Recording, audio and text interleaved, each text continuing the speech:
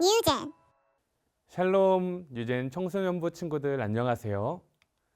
오늘은 복덩이가 된 한 사람의 이야기, 바로 아브라함에 관한 비하인드 스토리를 나누어 보려고 합니다. 지난주에 우리는 창세기 말씀을 통해 하나님께서 아브라함을 부르시고 그에게 놀라운 약속을 주신 이야기를 함께 나누었습니다. 하나님께서 아브라함에게 이렇게 말씀하셨죠.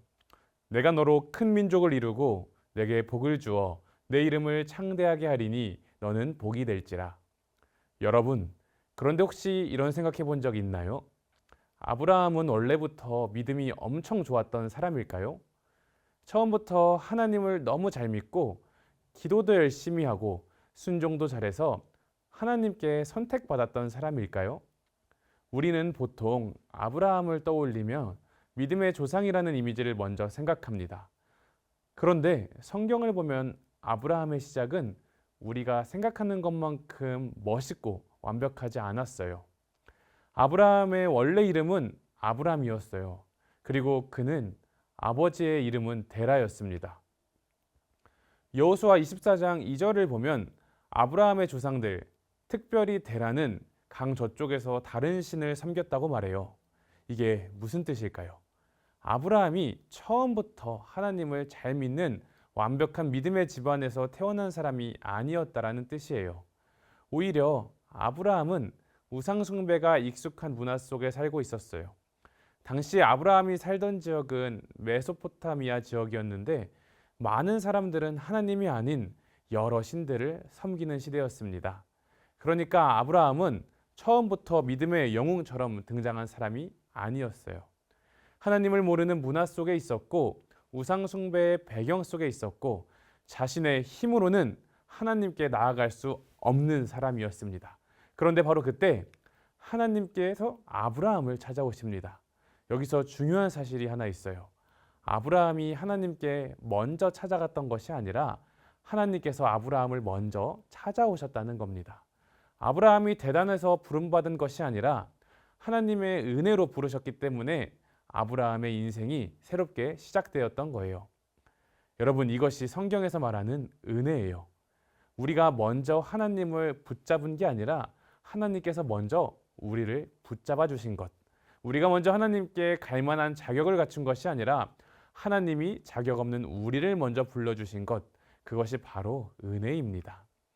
그런데 하나님은 아브라함을 부르시면서 이렇게 말씀하세요. 너는 너의 고향과 친척과 아버지의 집을 떠나 내가 너에게 보여줄 땅으로 가라. 여러분, 이건 단순히 아브라함아 이제 이사를 가자 이런 말이 아니었어요. 고향을 떠난다라는 건 익숙한 환경을 떠나는 거예요. 또한 친척을 떠난다는 건 나를 지켜주는 그 관계를 끊어내는 걸 말하는 겁니다. 아버지의 집을 떠난다는 건 내가 물려받을 삶의 방식, 내가 당연하게 여겼던 가치관, 내가 의지했던 배경을 떠나는 거예요. 그러니까 하나님은 아브라함에게 이렇게 말씀하신 거예요. 아브라함아, 너가 지금까지 의지하며 살아갔던 것을 떠나고 이제 나와 함께 살자. 내가 너의 길이 되고 너의 보호자가 되고 너의 미래가 되어주겠다. 그런데 생각해보면 이 말씀이 우리에게도 참 중요합니다. 우리도 예수님을 믿는다고 말하지만 사실 우리의 이 마음 깊은 곳에서는 여전히 다른 것을 의지할 때가 많아요. 성적이 나를 증명해 준다고 생각하고 친구들의 인정이 나의 가치를 정한다고 생각하고 또한 외모나 인기나 내가 괜찮은 사람인지 아닌지를 결정한다고 느낄 때가 있어요. 하나님을 믿는다고 말하면서 실제로는 세상의 기준을 더 무서워하고 세상의 평가를 더 붙잡고 살아갈 때가 많다는 거예요. 그런 우리에게 하나님께서는 아브라함에게 하셨던 것처럼 오늘도 말씀하십니다. 떠나라. 너를 붙잡고 있던 옛 기준에서 떠나라. 내가 너에게 보여줄 길이 있다.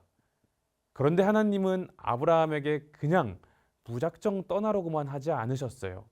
하나님께서는 약속을 주셨어요.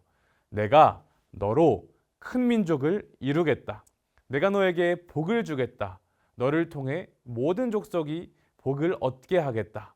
여기서 정말 중요한 표현이 하나 나옵니다.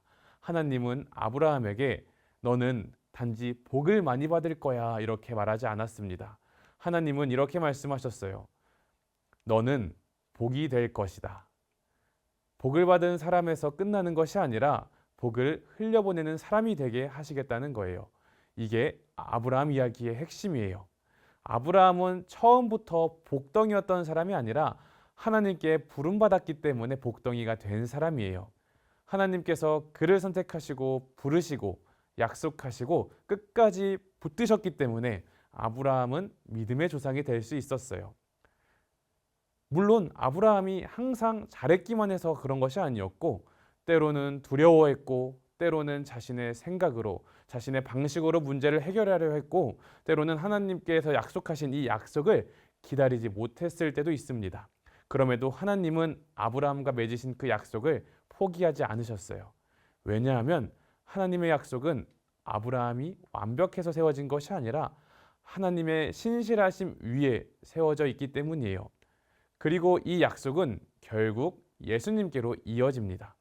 아브라함에게 약속하신 복, 너를 통해 모든 민족이 복을 얻을 것이다 라는 약속은 예수 그리스도 안에서 완성되었습니다.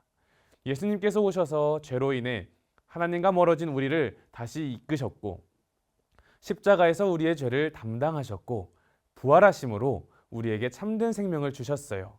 그래서 아브라함의 이야기는 단순히 우리가 아브라함처럼 순종하자 이렇게 끝나는 것이 아니라 더 깊은 메시지는 바로 이것입니다.